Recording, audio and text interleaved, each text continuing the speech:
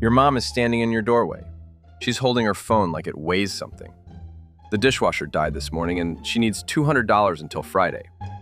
You say, "Let me check my account." You don't need to check your account. You know exactly what's in your account. $5,211,000. You count to 3 so it looks like checking.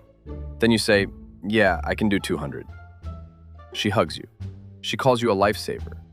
She has no idea. Nobody does. Not her, not your dad, not your best friend since 4th grade. This is the full story of how you got $5 million and why you'll never tell a single soul. You grow up in a house where money isn't discussed. There's nothing to discuss.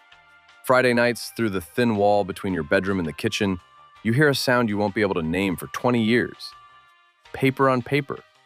Envelopes being sorted into 2 piles.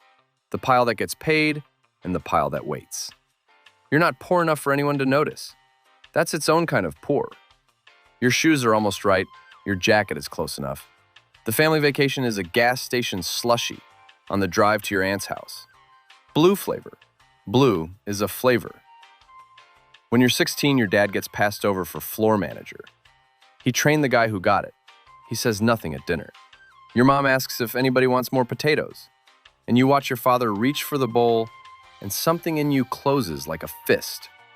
You don't decide to get rich that night. You decide something colder. You decide you will never let anyone hear your envelopes. Fast forward. You're 23, making $41,000 a year doing payroll at a trucking company. Everyone you know is trying to get rich loudly. Crypto, sneaker flips. A guy named Devin keeps saying passive income like it's a spell.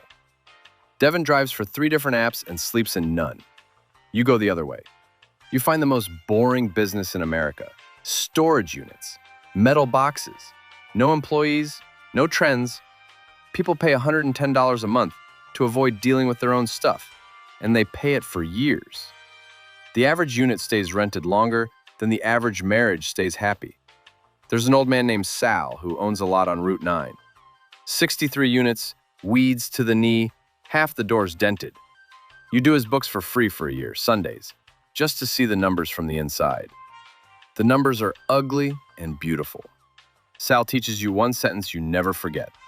Rich is loud. Wealthy is quiet. At 26, you buy your first facility. $312,000. $58,000 down. 6 years of packed lunches and a dead social life. And Sal co-signs the rest, because you're the only person who ever did work for him that he didn't ask for. You fix the gate. You power wash 20 years off the doors.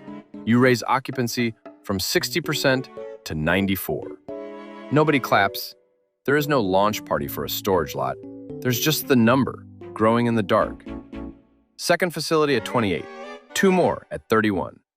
By 34, you control 9 properties, 1,100 doors. You still drive the same car. You still wear the same hoodie. Your coworkers at the trucking company, because yes, you kept the job for cover, think you're saving up for a boat. Last spring, a real estate fund calls. They've been buying up the whole corridor. The negotiation takes 4 months, and you never once need the deal, which is exactly why you win it. After taxes, after Sal's estate gets its cut, after everything, $5,211,000. The wire lands on a Thursday, 2:41 in the afternoon. You look at the number. You refresh the app twice in case it's a glitch. It's not a glitch. Then you make a ham sandwich. That's it. That's the whole scene. You expected trumpets. You expected to feel the envelope stop, somewhere back in 2004. Instead, there's just a low hum, like a TV on in another room, and a sandwich with too much mustard. Here's what nobody tells you. The moment can't be big because you can't tell anyone. The mansion moment, the mom crying in the kitchen moment. That scene doesn't exist for you. You chose silence. Silence means the greatest day of your life looks exactly like a Thursday. Your best friend Marcus calls that same weekend.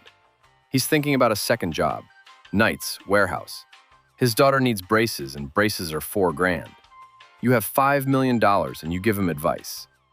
You sit on the phone doing budget math with a man you love, trimming $40 here, $60 there, and the entire time a voice in your head is screaming, "You could fix this with a text."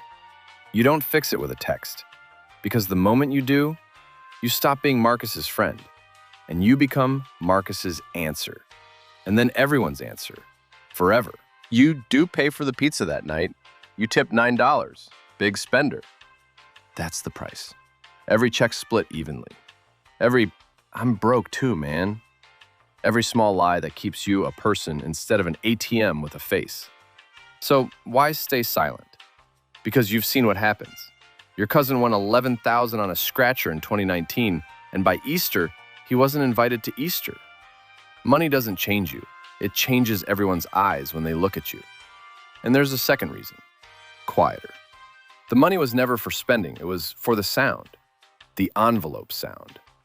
$5 million means that if everything burns down, the job, the economy, the roof, your mother will never sort bills into piles again. She just doesn't know it yet. Your mom comes back Friday, like she said, holding $200 she can't really spare. And you take it.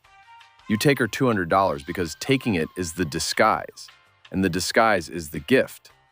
She'll find out one day in a lawyer's office what you were the whole time. It's going to be the greatest plot twist of her life.